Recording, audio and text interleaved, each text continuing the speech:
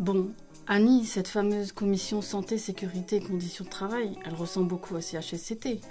La grosse différence, c'est qu'au lieu d'élire une instance séparée, on désigne 3 membres du CSE pour en faire partie.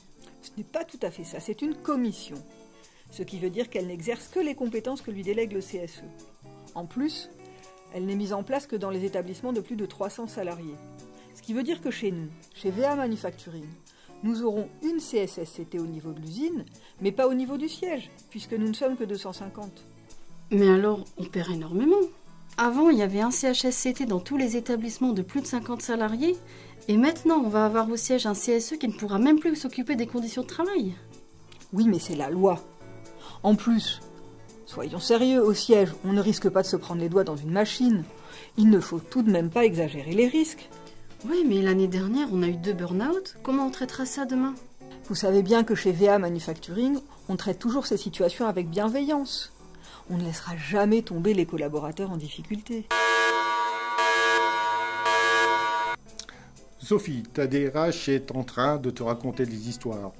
D'abord, même s'il n'y a pas de CSSCT, le CSE exerce toutes les prérogatives de l'ancien CHSCT.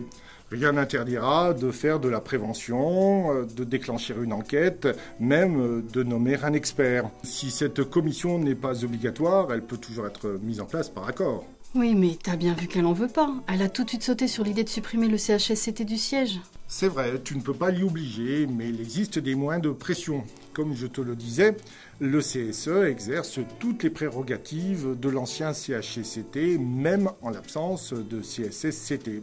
Ensuite, tu pourras envoyer tes élus en formation santé-sécurité. Et si les questions au niveau du siège n'arrivent pas à être traitées, elles pourront être remontées au niveau du CSE central.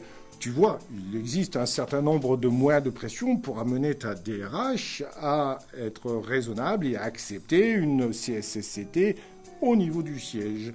Si elle ne comprend pas, tu pourras mettre en action tes menaces et au final, elle ne sera pas gagnante. Pas de bonne négociation sans accompagnement. Pas de bon accompagnement sans l'orseux.